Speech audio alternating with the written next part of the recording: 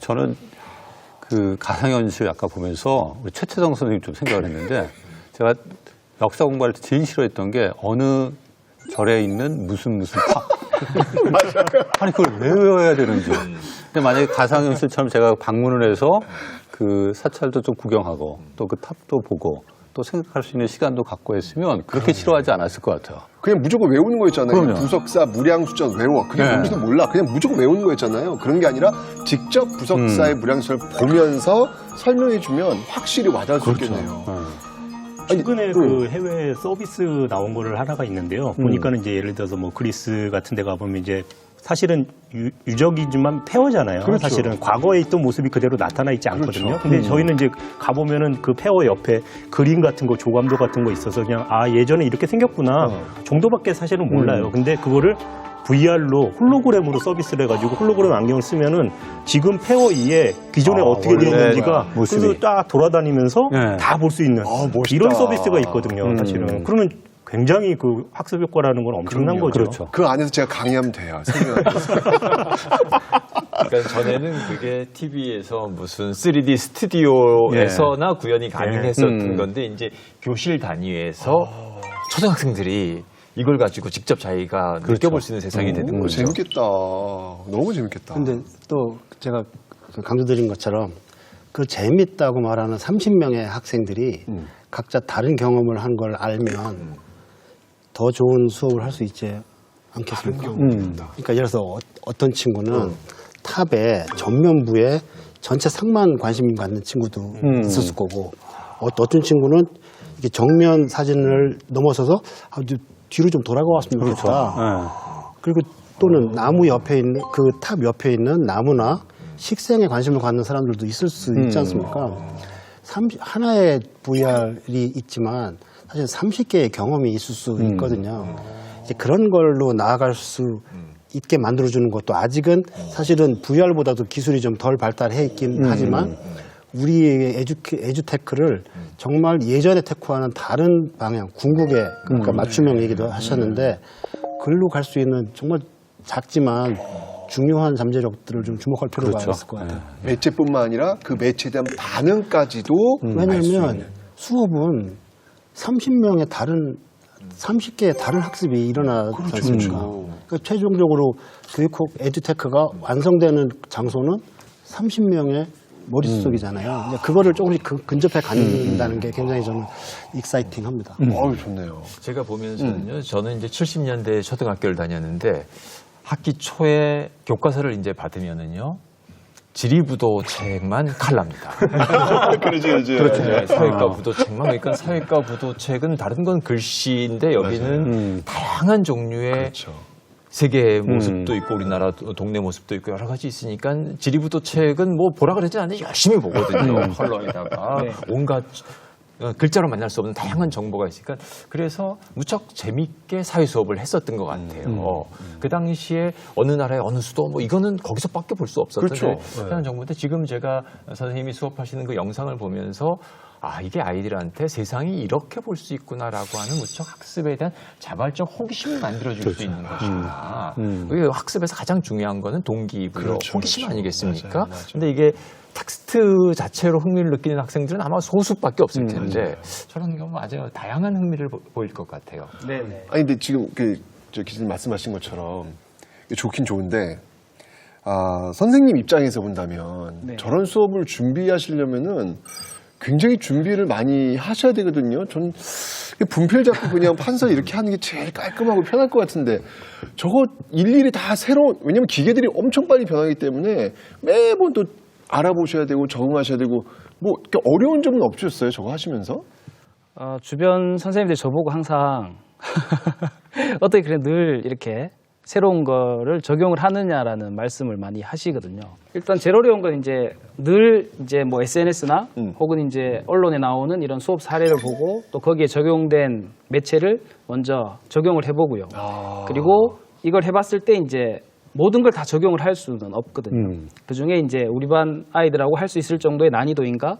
또 이걸 했을 때 기존 수업에 비해서 오히려 효과는 떨어지지 않을까? 이런 고민을 거치고 실제로 적용을 해보고 좀 더 수정을 하고 이런 좀 반복적인 작업이 필요합니다. 필요하다고 생각이 들고요. 우리가 에듀테크를 도입하게 되면 우리가 일상적으로 생각했던 교실, 또 교실에서 이루어졌던 활동에 대한 개념들이 완전히 바뀔 것 같아요. 그러니까요. 이게 이제 그러니까. 더 이상 물리적 공간으로서 교실의 의미는 사라질지도 모르겠다. 그러네. 그리고 교육의 경험도 우리가 교과서에 제시된 내용에서 벗어나서 정말 다양한 내용들 연결시켜서 생각하는 또 경험하는 그런 변화가 가능할 것 같아요. 우리 교실 현장에 상당한 변화가 있을 것 같은데 어떻게 보시는지요? 글쎄요, 저는 변화는 있겠지만은 그렇게 쉽게 바뀔 것 같지는 않습니다. 우리가 이 에듀테크를 통해서 학생 한 사람 한 사람들의 반응을 우리가 캐치할 수 있고요. 그걸 데이터화할 수 있지만 그 학생 30명이면 30명이 다 다른 거를 보고 있고 호기심을 갖고 있다라고 하면은 사실은 이거를 지도한 선생님은 과거에 30배에 이르는 주의력과 이 안목이 있어야지만 그걸 지도할 수 있는 거거든요. 엄청난 교사의 능력이 요구되는 거고 교사의 자질 이상으로 사실 학생들이 수업을 받기는 어렵습니다. 그런데 이런 식의 과연 최첨단 수업을 학생들에게 맞춤형 데이터가 나오는 것에 맞춰서 지도를 해줄 수 있는 교사의 질이 당분간 가능할 것이냐. 그런 문제가 있을 거의 수 있다. 불가능합니다. 그래서 사실은 이 기술 위주로 교육 에듀테크를 접근하는 것에 상당한 저는 조금 그 걱정스러움이 동시에 있어요. 그 매체는 초기에 그 식료품 트럭이라고 생각했습니다. 그 식료품 트럭은 아주 최첨단 트럭일 수도 있고 낡은 트럭일 수도 있는데 실제로 사람이 먹어서 영양분을 얻고 건강을 유지할 수 있는 것은 차가 아니라 차에 실려 있는 음식이죠. 그렇죠. 그렇죠. 당연하죠. 근데 거기서 요즘에 한 걸음 더 나가서 음식이 그럼 사람을 완벽하게 건강하게 만들 수 있는 거냐? 그건 그 사람의 체질에 따라서 다르다는 것까지 나가는 어떻게 거죠. 요리해서 먹느냐 뭐 이런 게 다르죠. 어떤 사람에게는 전분이 필요한데 어떤 사람은 전분을 먹으면 병이 나잖아요. 그러면 좋은 음식을 제공한다라고 하는 말이 자세히 들여다보면 사람마다 맞는 음식을 빠른 트럭에다 실어서 날려주는 거였는데 전에는 트럭이 중요하다고 본 거죠. 우리 하고 있는 그 인공지능 예를 들어서 그걸 학습 분석학이라고 하는데 그거는 어떤 사람이 어떤 체질을 갖고 있는지 그리고 그 사람이 현재 어떤 상태인지를 알아서 그 사람의 성적만 예측하는 게 아니라 그 사람에게 현재 무엇을 제공하는 것이 좋을 건지 그것이 미디어일 수도 있고 교사의 이 관여일 수도 있고 하는 것들에 대한 그 의사결정 지원을 할 수 있는 걸 만들어내는 것. 그게 사실은 아까 제가 말씀드렸지만 보이는 테크놀로지에서 보이지 않는 테크놀로지. 딱딱한 테크놀로지에서 부드러운 테크놀로지로 가는 에듀테크 발전 방향의 이제 그 전개 방향이라고 생각합니다. 아니 좀 전에 교수님이 말씀하신 것 중에 이제 체질이라는 얘기가 나왔는데 사실은 이제 저희가 생각해 보는 거였습니다. 지금 뭐 선생님도 그렇지만 대부분 저희는 아날로그에서 디지털화로 변하는 그런 시대를 살아왔습니다. 안 변하신 분들도 물론 있겠지만. 예. 근데 이제 요즘 아이들은 디지털 원주민이거든요. 아예 어릴 때부터 디지털을 체화하고 아날로그라는 걸 사실은 그냥 뭐 옛날의 얘기로만 알지.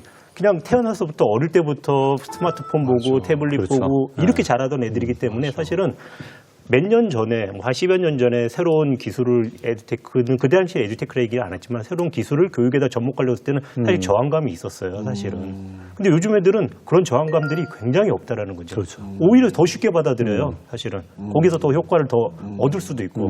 그래서 이게 물론 교육이라는 관점에서 기술을 너무 막 그 과대 포장해가지고 거기서부터 뭔가가 크게 발전한다 이렇게 생각하는 것도 해서는 안 되지만 지금 학생들 그리고 지금 이제 미래 세대는 확실히 새로운 타입의 체질을 갖고 있는 학생들이기 때문에 이런 에듀테크들이 과거보다는 좀 더 잘 효과적으로 적용될 수 있지 않을까 이렇게 생각을 하고 있어요. 지금 그 디지털 활용과 관련해서 요새 세대들이 가지고 있는 그 특성들을 말씀해 주셨는데 요새 애들이 디지털 기반이기도 하지만 되게 놀이처럼 학습하는 거를 좋아해요. 그래서 디지털 기반의 환경들이 놀이 학습 또는 게임 학습 이런 것들을 촉진시켜 줄 때 아이들의 학습 동기, 학습 참여 같은 것들을 향상시킨다. 이런 그 얘기들을 또 연구 결과들도 많이 있는데 이런 게임 놀이 이런 그 아이들의 특성에 맞게 어떤 교육 활동들을 에듀테크에 결합시킨다면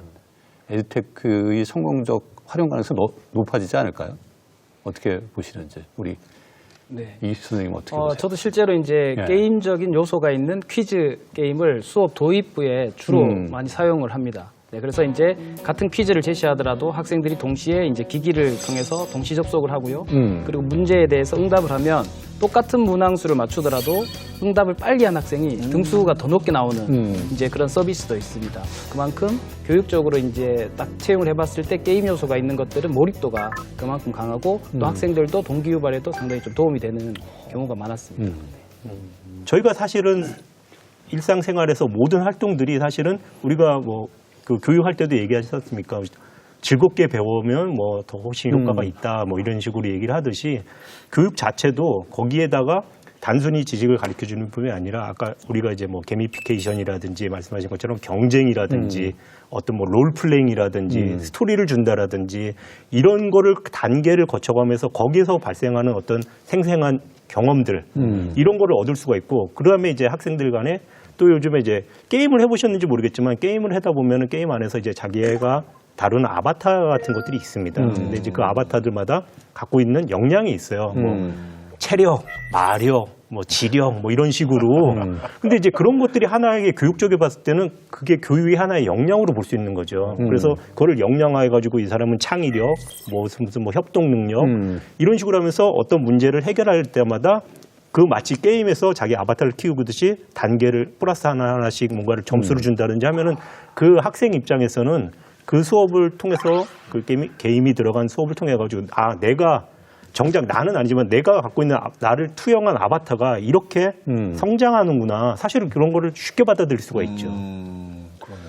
제가 일반적으로 말씀드리면 에듀테크는요 장점이 있지만 모든 것에 적합한 건 하나도 없고 전부 다 독약이에요. 그 자리를 찾아주는 게 필요한데 지금 게임으로 돌아가서 보면 사람하고 컴퓨터하고 하는 게임들은 주로 뭐냐면 굉장히 그 시간 제약적 태스크에 적합합니다. 컴퓨터가 워낙 빠르기 때문에 빨리빨리 하는 거. 그런 모델은 사유와 성찰하는 학습 목표에 적합하지 않죠. 그것이 적합한 것이 따로 있어서 잘못 쓰면 남용 오용이 됩니다. 그런데 똑같이 컴퓨터를 보고 게임을 해도요. 저쪽에 사람이 있어요. 뭐 전략심이 전략해야죠. 그럴 수도 있고 뭐 약간 무슨 뭐 이모셔널한 것도 얼마든지 게임으로 할 수 있거든요. 따라서 이 게임의 관점이 앞에 보이는 사람과 컴퓨터를 갖고 한다라고 해서 이게 꼭 그 타임 프레셔 테스트 그 게임만 있는 것이 아니고 새로운 가능성도 우리가 좀 보고 그랬을 때 컴퓨터를 교육의 그 적재적소에 맞춰서 활용할 수 있지 않을까 싶습니다.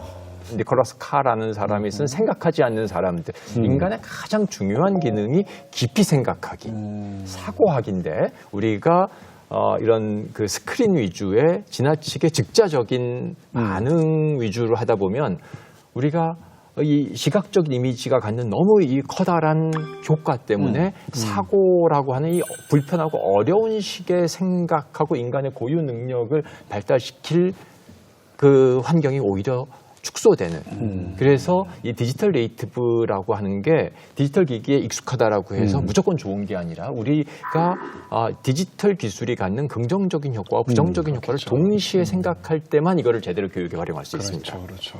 예. 이게 하여튼 뭐 에듀테크 도입이 가져올 수 있는 긍정적인 측면도 있지만 우리가 좀 조심해야 될 그런 측면들도 분명히 있는 것 같고 특히 교육이라고 하는 건 결국은 개인이 자신의 어떤 관점을 가지고 사고할 수 있는 또 어떤 문제를 해결할 수 있는 능력을 키운다라고 봤을 때 에듀테크의 기능도 사실 궁극적으로 봤을 때는 개인의 사유 능력 또 문제 해결 능력 이것들을 신장시켜주는 그런 과정으로 활용돼야 할 필요가 있는 것 같습니다. 자, 우리 에듀테크 계속 얘기되는데 얼마나 지금 현장에 보급되고 있는지 이걸 좀 파악할 궁금해요. 필요는 있는 것 같아요. 맞아. 얼마나 지금 보급되어 있나요?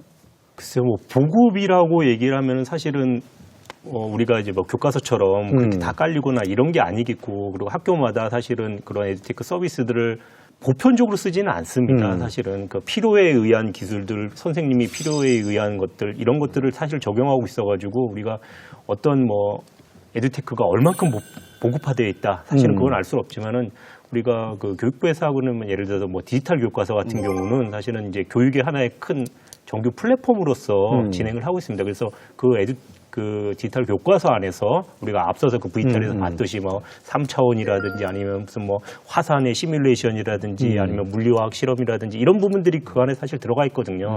이제 뭐 그걸로 봤었을 때는 아마 그 디지털 교과서가 제가 알기로는 2008년서부터 이제 시작을 해서 벌써 한 10년 됐거든요. 그런데 이제 전체 학교 중에 한 3분의 1 정도, 한 7,000개 정도 학교가에서 활용해 본 적이 있다. 정도. 3분의 1만. 예, 예. 활용해 본 적이 있다. 그러니까 지금, 7,000개가 지금 다 정규 서비스를 하고 있는 건 아니고요. 그러면 선생님 지금 네. 이제 수업을 이렇게 하시는 모습들을 뭐 동료 선생님들 많이 보시고 그러실 텐데 네. 동료 선생님들이 선생님 수를 보고 아 나도 저거 해야지 라는 반응 아니면 아이고 또 힘든 것도 시작했다 이런 반응 어떤 반응들이 좀 주로 나오시는 것 같아요? 무서워. 네.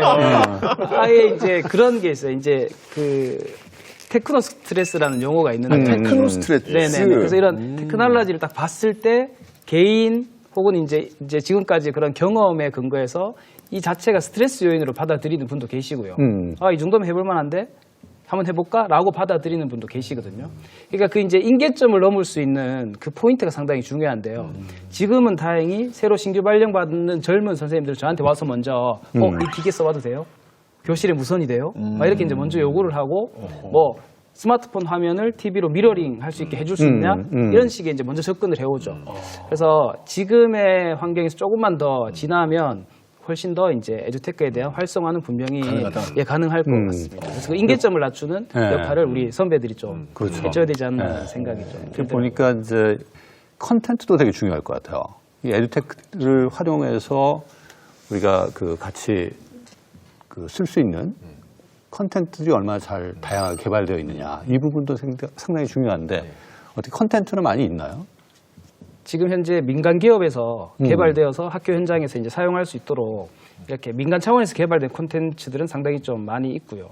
그런데 이제 그거에 대한 이렇게 뭐 데이터베이스 이게 구축이 되어서 안내가 되거나 이런 거는 사실은 없거든요. 없어요. 민간 차원에서 약간 개발된 서비스를 좀 더 학교에 같이 이렇게 활용할 수 있는 방법이 있으면 더 좋지 않을까라는 생각이 들고요. 그 중에 사실 대표적인 게 이제 공공 와이파이에 대한 조성입니다. 실제로 요즘은 뭐 어디 공공기관에 가면 공공 와이파이 존이 많이 만들어져 있지 않습니까? 근데 학교는 그렇지 않아요. 그래서 이제 아직도 학교 없어요 그런 게? 네. 그래서 아주 소수에 반해서 이제 이런 디지털 교과서 사용을 위해서 무선이 보급되는데 그건 전체 교실 대비 비율이 아주 낮거든요. 그래서 사실은 이제 정책적인 우선순위를 뭐 해두냐 하면 기기 보급보다는 요즘은 BYOD 정책이라고 해서 학생이 기계를 가지고 와서 수업에 적용하는 그걸 이제 더 우선시하거든요. 그러려면 학교 전체가 이렇게 무선망이 갖추어진다면 이제 의지만 있는 선생님이라면 수업을 더 많이 적용을 할 수가 있겠죠.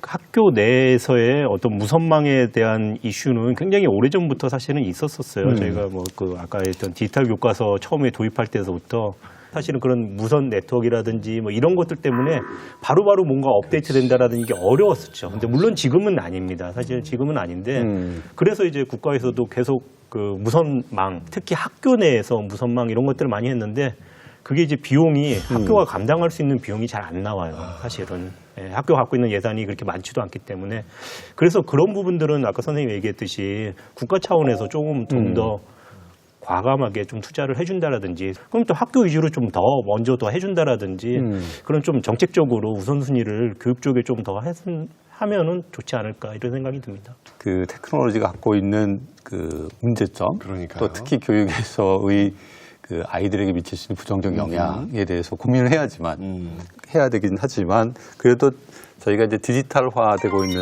그 사회 흐름은 어떻게든지 막을 수는 없을 것 그러니까요. 같아요. 예. 그렇다고 봤을 때 우리 에듀테크를 제대로 교육 상황에서 우리가 활용하려면 좀 어떤 점들은 꼭 갖춰줘야겠다. 이 부분들은 해결되고 또는 이런 부분들은 미리 준비가 되고 해야지 에듀테크가 성공적으로 정착할 수 있겠다라는 점들이 있으면 그 부분에 대해서 좀 얘기를 해보시죠. 약간 좀 생태학적 접근이 필요하다고 생태학적 생각합니다. 지금 한국의 교육 한국이라고 하는 생태계는요, 미국과 달라요. 콜롬비아하고도 다르고요. 이 생태계에는 여러 플레이어들이 함께 존재해서 구성합니다. 책도 있고 제도도 있고 여러 가지가 있죠. 그 관점에서 보면 지금 외래종이 하나 툭 들어온 거예요. 외래종이 들어왔을 때 외래종이 기존의 종을 절멸시키지 않습니다. 걔가 그 안에서 자리를 이렇게 몸을 비비면서 자기 자리를 찾아가는 그 다이내믹스를 인정해야 돼요. 그 얘기는 뭐냐면 디지털로 예상되는 에듀테크가 들어오면서 에듀테크도 한국화되어 가겠지만 이 체제에 진화적으로 생존하는 형태를 우리가 봐야 되겠지만 그 과정에서 기존의 전통적 수업이라고 하는 재래종의 변화도 일어납니다. 그래서 우리가 이제 뭐가 하나가 안 되고 같이 이거 안 되면 이거 넣어보고 막 돈 집어넣고 기계도 바꿔보고 이런 관점도 물론 시행착오적으로 필요한데 지금은 약간 좀 호흡을 좀 다듬고 좀 약간 좀 철학적인 사유라든지 좀 종합적인 사유를 해서 그게 과연 어떻게 서로 역할 분담을 하면서 이 한국이라고 하는 이 대지에서 나름의 자리를 차지하고 있는지를 좀 관찰할 필요가 있다고 생각합니다. 요즘에 그래서 조금 나오고 있는 게 뭐 블렌디드 러닝이나 플립 러닝 같은 경우도 100% 아날로그만 하는 것도 100% 디지털만 할 것도 우리가 굳이 한쪽만 택할 이유가 없는 조건에서 적합한 그 생태적 그 절충을 찾는 방법이라고 생각합니다. 그래서 그런 것에 대한 것도 에듀테크는 그러니까 디지털이고 아날로그에 대한 반대 담론이고 얘에서 해소되느냐 마느냐 뭐 이런 식의 관점을 약간 좀 벗어나서 이걸 이제 생태적으로 바라보는 좀 호흡을 갖고 볼 필요가 있지 않을까. 저도 뭐 비슷하게 그 에듀테크라는 어떤 새로운 환상적인 게 들어와서 정말 새로운 교육을 대체하고 뭔가 뭐 미래상을 밝은 유토피아를 보여주고 이런 환상 자체를 사실은 버려야 돼요. 사실은 교육이라는 게 그 기술로서 대체될 수 있는 부분이 일부는 있겠지만 아닌 부분들 굉장히 많거든요. 그 기자님 말씀하신 것처럼 아날로그 형태로 배워야 되는 부분들이 있고 자기가 손을 써가면서 배워야 되는 부분이 반드시 존재를 합니다. 그래서 그런 환상들을 버려야 되고 그 과정 중에서 일단은 우리가 맨날 요즘에는 아이들에 대해서 디지털 역량 강화해야 된다 맨날 이런 얘기를 하지만은 정작 선생님들은 두려워하시는 분들 많거든요. 그래서 선생님들이 그러한 거를 접하고 할 수 있는 활용할 수 있는 역량 자체를 선생님한테 키워주는 부분이 굉장히 중요하다고 생각을 하고요. 그리고 어차피 또 에듀테크를 교육 관점에서 볼 수 있지만 이건 또 하나의 산업 관점이거든요. 네, 그래서 산업이 또 커져야 새로운 서비스들도 계속 나오게 되는 거거든요. 네, 그러기 위해서는 뭐 우리 같은 경우는 교육부라든지 산업부가 사실은 따로따로 접근을 하고 있습니다. 교육부는 그냥 교육 쪽으로만 하고 있고 산업부는 산업으로만 접근해요. 사실 그러면 안 되거든요. 이 에듀테크라는 건 두 개가 합쳐야 되는 부분인데 그런 부분들을 좀 같이 해서 좀 뭔가 좀 정책적으로 만들고 예산도 더 틔우고 이렇게 해가지고 하는 부분들이 좀 에듀테크를 앞으로 발전시킬 때 좋은 방향이지 않을까 이렇게 생각합니다. 저는 그 에듀테크라고 할 때 우리는 그 도구를 테크놀로지를 왜 쓰냐 하면 교육을 위해서 쓰는 거거든요. 그렇죠. 지금 조 교수님께서 말씀하신 것처럼 이 생태적 관점이라고도 말씀하셨는데 저는 이게 교육을 중점에 놓고 우리가 도구는 계속해서 뭐 연필도 쓰다가 나중에 볼펜도 쓰고 뭐 지금 전자적 디지털 교과서도 쓰는 건데 교육의 목적을 우리가 중요하게 놓으면은 별 고민할 게 없고요. 그 가장 교육적 효과를 잘 끌어낼 수 있는 것에 우리가 집중할 수 있습니다. 제가 요새 주목한 서비스 중에 하나는요, 교육 콘텐츠인데 요새 이제 이 컴퓨터랑 수학 문제를 풀고 하면은 내가 뭘 모르는지 얘가 정확하게 알고 있는 거죠. 그런데 그래서 이제 그 부분에 대해서 너는 뭐가 약하니까 이거를 해라라고 얘가 알려주는 거죠. 근데 우리가 학습에서 가장 중요한 거는 메타인지거든요. 내가 뭘 모르는지를 아는 사람이 가장 뛰어난 그 성취를 이뤄내고 자기주도적인 학습을 하게 됩니다. 전 그런 식으로 우리가 인간이 주도가 되고 교육을 더 상위 목적으로 놓고 도구는 야, 이 펜이 더 좋을 수도 있고 종이가 더 좋을 수도 있고 최근엔 또 이것도 흥미를 이끌어내니까 이것도 좋을 수 있고 얼마든지 바꿔가면서 쓸 수 있는 거다. 그러기 위해서는 또 동시에 이런 것들을 끌고 갈 수 있는 교육 정책과 이 교육자들의 이 역량이 이거를 감당할 수준에 가야 되는 게 전제 조건입니다. 그렇죠. 그 1990년대였을 거예요. 1990년대에 그 이제까지의 판서 수업을 이제 그만하고 새로운 수업을 하자라고 해서 그때 어느 회사의 그 프레젠테이션 이 소프트웨어가 들어와요. 그때 이 프레젠테이션 소프트웨어를 쓰지 않으면 마치 무능한 교사처럼 모든 수업을 다 프레젠테이션을 이용해야만 진짜 교사처럼 착각을 했던 시대가 있었어요. 맨 처음에 정말 대단했죠. 그런데 점점 시간이 가면 갈수록 애들이 관심이 떨어지는 거예요. 집중이 잘 안 되는 거예요. 그때 참 우리가 많이 느꼈던 게 뭐냐면 진짜 중요한 거는 이런 수단이 아니라 이런 도구, 에듀테크 수단이 아니라 이걸 왜 써야 되는 건지 그렇죠. 어디에 써야 되는 건지에 대한 교육 목표가 가장 더 중요한 것이구나라는 것들을 우리가 깨달은 것 같아요. 그 한 세대가 지나고 지금 또 다른 세대가 오는 것 같은데 역시 그 본질은 변하지 않는 것 같다라는 그런 생각이 들면서 오늘 선생님들의 말씀을 좀 정리해봤으면 좋겠습니다. 네. 20세기 초에 토마스 에디슨이 그 활동 사진기를 발명하고 난 다음에 이 세상의 모든 교과서는 없어질 거다. 앞으로의 교육은 영상 매체를 통해서 이루어질 거다라고 장담한 적이 있습니다. 하지만 아직까지 우리는 서책형을 통해서 아이들을 교육하고 있고 또 개인적으로 학습 활동을 하고 있습니다. 우리가 읽음으로써 자기의 의미를 구성함으로써 얻게 되는 장점이 교과서 내에 있기 때문이죠. 우리가 교육 매체 다양해지고 있습니다. 특히 에듀테크라는 개념 하에 다양한 교육 매체들이 교육 현장에서 활용되고 있는데 이것을 이제 현명하게 판단해서 활용할 때가 아닌가 생각합니다. 오늘 장시간 말씀 나누셔서 감사드리고 오늘 토론 여기서 마치도록 하겠습니다. 감사합니다.